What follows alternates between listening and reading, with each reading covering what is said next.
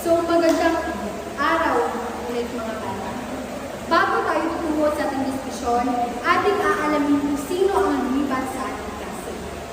Sa ating sekretarya, sino ang mga lumipat sa ating klase? Maraming salamat at mabuti at walang lumipat sa ating klase. Dahil ngayon, magkakaroon tayo ng bagong diskusyon o bagong topic.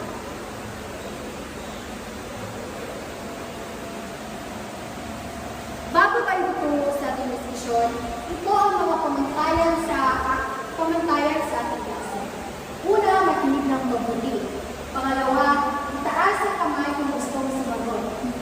Pangatlo, maupo ng tutuloy mo.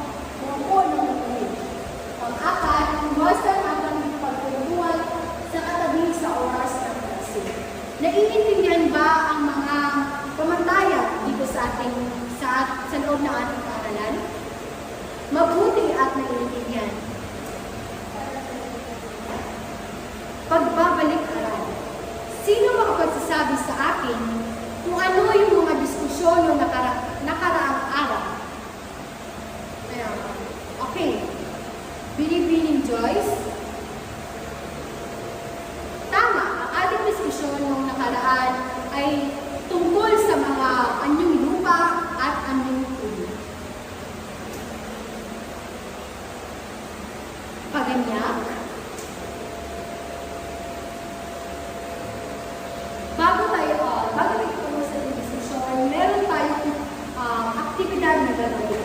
Basahin ang panuto.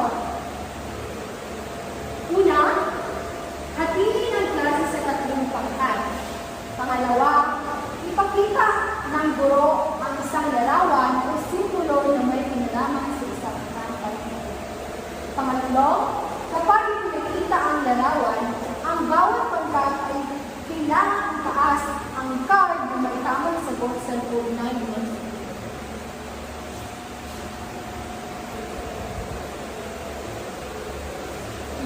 Ang tamang sagot ay makakakuha ng isang pulis.